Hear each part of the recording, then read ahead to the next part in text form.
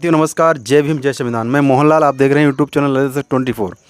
साथियों आज हमारे बीच जयकरण लाल जी मौजूद हैं और लगातार बुद्ध और उनके धम्म के बारे में प्रचार प्रसार करते चले जा रहे हैं और भारत के कई स्टेट का भ्रमण भी कर चुके हैं। इससे पहले भी मैंने कई बार इनसे अपने चैनल पर वार्तालाप की। आज फिर एक मौका मिला है, उनसे बात करेंगे आखिर लोग के बीच बुद्ध और धम्म। आजकल मैंने एक ट्रेंड चल रहा है कि शादियां बौद्ध धर्म से करो। तो जयकरण लाल जी बहुत बहुत धन्यवाद आपका हमारे साथ जुड़ने के लिए, बात करने के। सबसे पहले आप ये बताइए, बुद्ध और धम्म ये क्या है और लोग बौद्ध धर्म से शादियां आखिर क्यों करना चाह रहे हैं? बहुत बहुत साधुवाद भाई इस ललित 24 चैनल को और इसके जो संयोजक या चलाने वाले भाई श्रद्धेय मोहनलाल जी को बहुत बहुत नमो बुद्धाय, जय भीम। जैसा कि अभी हमसे पूछा गया कि ललित ये बौद्ध रीत से शादियाँ की तरफ आखिर इतना लोगों का झुकाव क्यों है, तो इसका सबसे बड़ा उदाहरण यही है कि मुख्य हम सभी लोग जो भगवान बुद्ध बाबा साहब के अनुयायी हैं और किसी भी धर्म में हम लोगों को उचित स्थान नहीं मिला, तो हमारे जो मसीहा बाबा साहब डॉक्टर अम्बेडकर, उन्होंने जब इस धर्म को अपना लिया, जब एक इतने बड़े विद्वान जिन्होंने सभी धर्मों का अध्ययन किया और विदेशों में जाकर के तमाम सभाएं की, मुख्य रूप से उन्हें ये बौद्ध धर्म ही सबसे अच्छा लगा जो समतामूलक समाज की स्थापना करने के लिए धर्म है। उन्होंने जब इस धर्म को अपना लिया तो हम जानते हैं कि जब हमारे पुरखों ने एक अच्छा रास्ता खोजा और उस रास्ते पर चलने के लिए प्रेरित किया, तो इसके लिए हमारा भी दायित्व तो बनता है कि हम भी उस रास्ते पर चलें। अगर उस रास्ते पर चलते हैं तब तो हम बाबा साहब के सच्चे अनुयायी हैं, और अगर रास्ते पर नहीं चलते हैं तो हम बाबा साहब के अनुयायी नहीं हैं। अगर उस रास्ते में हमें कोई कंकड़ पत्थर या कांटे आगे मालूम पड़े तब तो हम रास्ता उसको छोड़ दें, लेकिन जब सीधा सरल अच्छा बढ़िया रास्ता हो, बिल्कुल हाईवे हो, तो उस हाईवे को हमें नहीं छोड़ना है। अब बात आती है लोग सर प्रश्न मैंने किया था कि वैदिक धर्म शादियां आज सनातन से होती चली आ रही हैं। बात वैदिक धर्म की शादी और बौद्ध धर्म शादी, क्या वैदिक धर्म की शादी ज़्यादा दिन टिकती है कि बौद्ध धर्म शादी टिकती है? बात यहाँ पे कि आखिर बौद्ध धर्म और वैदिक धर्म की शादी में अंतर क्या, फ़ायदे क्या हैं? बौद्ध धर्म के फ़ायदे क्या और वैदिक धर्म से फ़ायदे क्या? बात यहाँ पे है। ऐसा है कि वैदिक धर्म से शादी और बौद्ध धर्म से शादी में इसका बहुत बड़ा एक अंतर है।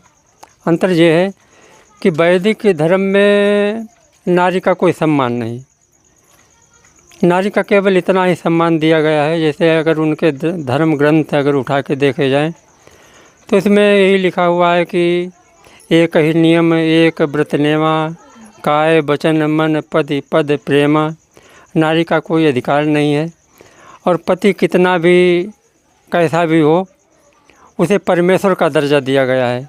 लेकिन अपने बौद्ध धर्म में परमेश्वर उसी को मानते हैं जो सदाचारी अगर पति है, तब तो वो परमेश्वर के समान है। और हिंदू परंपरा या वैदिक परंपरा में पति कैसा भी हो, चाहे चोर हो, चाहे जुआरी हो, डकैत हो, उसको परमेश्वर की उपाधि दे दी गई। लेकिन अपने बौद्ध धर्म में ऐसा नहीं है। वैदिक परंपरा में आप जब धार्मिक ग्रंथ उठा के देखेंगे तो ऐसा असभ्यता भरी पड़ी हुई है कि एक एक पति के 4-4, 5-5 शादियां कर लेता था, पत्नियां हुआ करती थी, और एक एक पत्नी भी 5-5, 6-6 जहाँ जितनी शादी कर लेती थी। तो एक परिवार को निपटाना तो बहुत बड़ी बात होती है, और जब इतना बड़ा परिवार कोई पाल लेगा तो बड़ी मुश्किल हो जाएगी। कलह पैदा होगा, अनाचार पैदा होगा, दुराचार पैदा होगा। लेकिन अपने बौद्ध धर्म में केवल एक ही शादी कर सकता है, पत्नी के होते हुए पत्नी जब नहीं रहती तब तो दूसरी शादी की जा सकती है। क्या बौद्ध धर्म शादी करने वाला, क्या उनसे कोई ऐसा बॉन्ड भरवाया जाता है, लिखा पढ़ी करवाई जाती है कि आप एक शादी करने के बाद दूसरी शादी नहीं करेंगे? क्या ऐसा कुछ है? हाँ, ऐसी प्रतिज्ञाएं होती हैं। देखो, सबसे पहले बात जो है प्रतिज्ञा ही लिखित, चाहे उसे मान लीजिए। अगर जो चीज़ हमारे पुरखों में एक व्यवस्था चली आ रही थी, पहले जब लिखा पढ़ी नहीं हुआ करती थी तो लोग जो बात कह देते थे उसी को लोग मान लेते थे। अब धीरे धीरे समय बदला, अब लिखने पढ़ने का ज़माना आया, तो अब लिखा इसका एक लिखित दस्तावेज होता है कि अगर इन नियमों पर नहीं चलते हैं तो आपको कोई भी भारतीय बौद्ध महासभा या कोई भी हमारी महासभा जो है वो आपको नियम के खिलाफ चलते हैं तो आपको दंडित कर सकती है। ऐसी व्यवस्था हम लोगों में है। नहीं, किस प्रकार का दंड? कानूनी दंड क्या सामाजिक दंड? सामाजिक दंड भी है और कानूनी भी दंड है, क्योंकि बाबा साहब ने बौद्ध धर्म को देखते हुए संविधान में उसको जोड़ा। क्योंकि जैसे भगवान बुद्ध ने पंचशील दिए हैं और पूरा संविधान ही पंचशील पर आधारित है।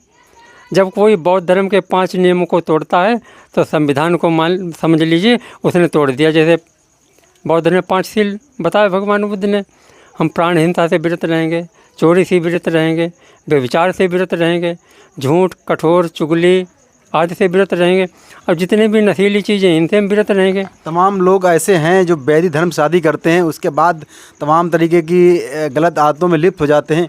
हालांकि वैदिक धर्म में इन चीज़ों के लिए मना किया जाता है।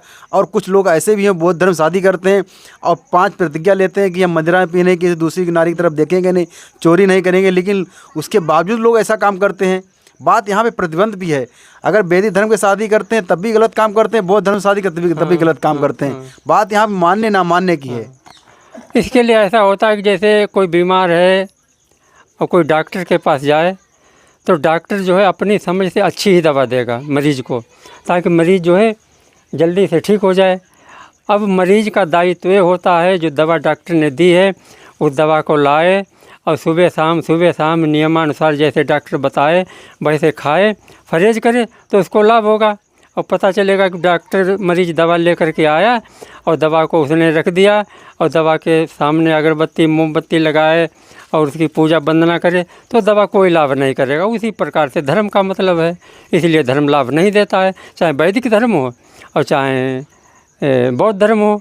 तो कहने का मतलब धर्म दोनों अच्छे हैं, मानने का तरीका अलग अलग है। हाँ, धर्म दोनों अच्छे हैं, दोनों धर्म में कोई बुराई नहीं है। बस अंतर इतना ही, कुछ लोगों ने अपने को फेमस करने के लिए उसमें लीपापोती कर दी, धर्म पर पेंट लगा दी। धर्म तो बहुत अच्छी शुद्ध चीज़ है, लेकिन लोगों ने किसी ने अपने को महंत कहने लगा, कोई गद्दीधर कहने लगा, कोई बहुत बड़ा अगुआ नेता कहने लगा धर्म का, तो इन लोगों ने धर्म को ख़राब कर दिया। लेकिन बौद्ध धर्म में जो बौद्ध भिक्षु होते हैं, भिक्षु, थेरो, महाथेरो, तो इसमें भी वैदिक धर्म की तरह उपाधियाँ बना रखी हैं बड़ी बड़ी। तो हमने देखा बौद्ध भिक्षु बड़ी बड़ी उपाधियाँ लेके बैठे, उनके अंदर अहंकार पोषित है। मैंने यही हरदोई में देखा। हाँ, ऐसा लोगों ने बीच में तैयार कर दिया। भगवान बुद्ध ने जो धर्म दिया था उस समय तो यहाँ तक इतना भी था कि लोग भगवान बुद्ध की पूजा करना भी पाप समझते थे, मूर्ति की पूजा करना भी पाप होता था। भगवान बुद्ध ने कहा कि मेरी पूजा मत करो, मैं कहीं नहीं, मैं धर्म में समाया हूँ।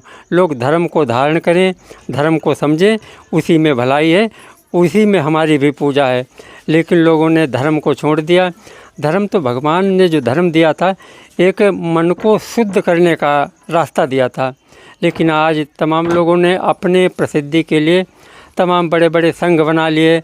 कोई भारतीय बौद्ध महासभा बना लिया, कोई चमार महासभा बना लिया, किसी ने रविदास महासभा बना लिया, किसी ने प्रांतीय बौद्ध महासभा बना लिया, किसी ने प्रादेशिक बौद्ध महासभा बना लिया। इस प्रकार से लोगों ने धर्म से अलग हट करके तमाम रास्ते बना लिए, इसलिए धर्म लोग नहीं समझ पा रहे हैं धर्म क्या है। आज दुनिया के कई देशों से बौद्ध धर्म खत्म हो गया है, विलुप्त हो गया है, और पुनः जो बौद्ध राष्ट्र है, दुनिया के कई से राष्ट्र जैसे भूटान हुआ, बांग्लादेश हुआ, जैसे कंबोडिया हुआ, चाइना हुआ, जापान हुआ, ईरान, इराक हुआ, अफगानिस्तान हुआ, म्यांमार हुआ, मालदीव हुआ, जी कभी बौद्ध राष्ट्र हुआ करते, आज पूर्णतः मुस्लिम राष्ट्र हैं। तो ऐसा क्या हो रहा है कि बौद्ध धीरे धीरे दुनिया से ख़त्म होते चले जा रहे हैं? हाँ, ऐसा है कि जब कोई बहुत वस्तु, कोई जैसे सोना भी होता है, अगर ज़्यादा दिन पड़ा रहे तो उसके ऊपर एक परत, मोटी मोटी परत जम जाती है। लेकिन जब उस परत को हटाया जाता है तो उसी सोना जो कीमत सोने की होती है उसी प्रकार से सोना चमकने लगता है। उसी प्रकार से बुद्ध के बाद में इस धर्म को लोगों ने इस प्रकार से तोड़ा मरोड़ा और उसका रूप बदल दिया। लेकिन कुछ देशों में गुरु शिष्य परंपरा के अनुसार ये धर्म बिल्कुल सुरक्षित रहा। आज पुनः पूरे विश्व में धर्म फैल रहा है।